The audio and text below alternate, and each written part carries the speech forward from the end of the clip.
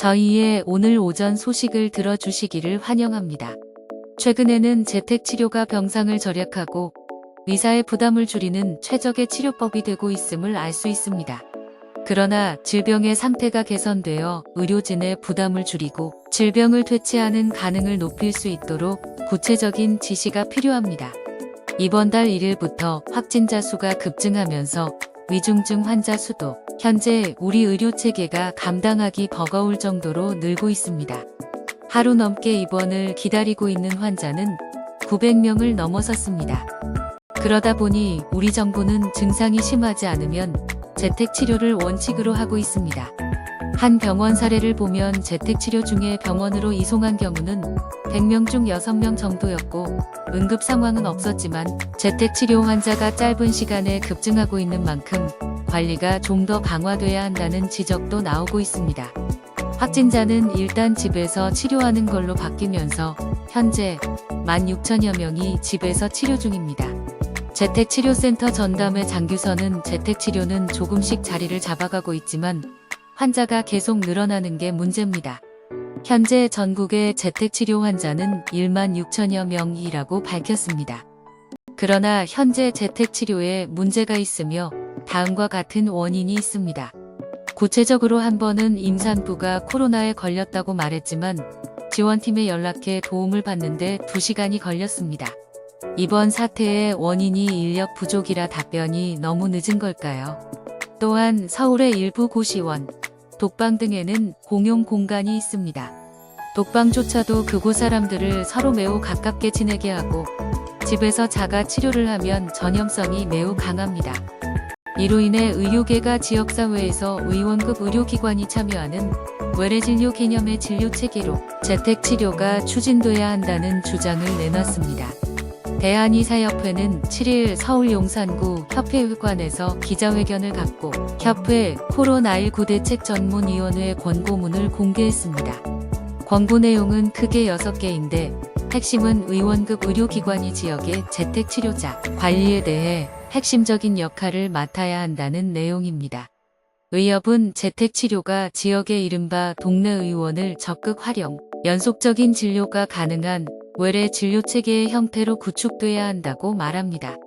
환자가 재택에 머물면서 의사로부터 외래 진료와 관리를 받는 시스템이 마련돼야 한다는 이야기입니다. 이에 서울시 측에서는 의원 의료기관 서울형을 시행하겠다고 밝혔습니다.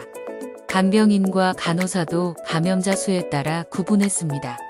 예를 들면 재택치료자 수는 간호인력 1명, 재택치료자 20명 이하, 간호인력 2명, 재택치료자 50명 이하, 간호인력 3명, 재택치료자 100명 미만, 간호인력 4명 이상, 재택치료자 100명 이상 등입니다. 또 하루 오전과 오후 총 2회 환자의 건강을 모니터링하되 진료는 비대면, 상담과 처방으로 실시하는 내용도 담겼습니다. 환자의 상태가 악화되는 등 이상 징후 발견 시 비대면 진료를 통해 환자 상태를 살피고 응급 상황 발생 시 의사는 이송 등을 판단하게 됩니다. 이송이 요구되면 이를 보건소에 전달, 이송을 요청하는 방식입니다. 면책 규정도 담겼습니다. 재택치료자의 건강 악화 등 응급 상황이나 사고 발생 시 해당 의료진과 재택치료관리, 의료기관에 책임을 물지 않아야 한다는 내용이 그것입니다. 박명하 서울시 의사회장은 재택치료 운영단을 통해 단골 환자의 확진 시 우선적으로 해당 기관에 배정해 좀 더 안전한 재택치료를 할 수 있는 모델이라고 밝혔습니다. 그동안 재택치료자 관리는 주로 대형 병원이 맡아왔습니다.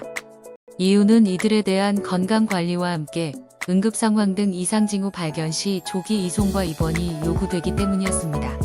따라서 의원급의 특성상 재택치료 과정에서 이러한 역할은 한정적이란 지적도 나옵니다. 이에 대해 의협은 환자 위험도의 조기 발견에 이 점을 들었습니다. 박수현 의협 홍보이사는 정부 재택치료 확대하는 의원급에서 바로 사용하기에는 현실적인 어려움이 있다며 의원급은 동네 환자들이 어떤 질환을 갖고 있으며 어떠한 위험성이 있는지를 잘 알고 있다고 설명했습니다.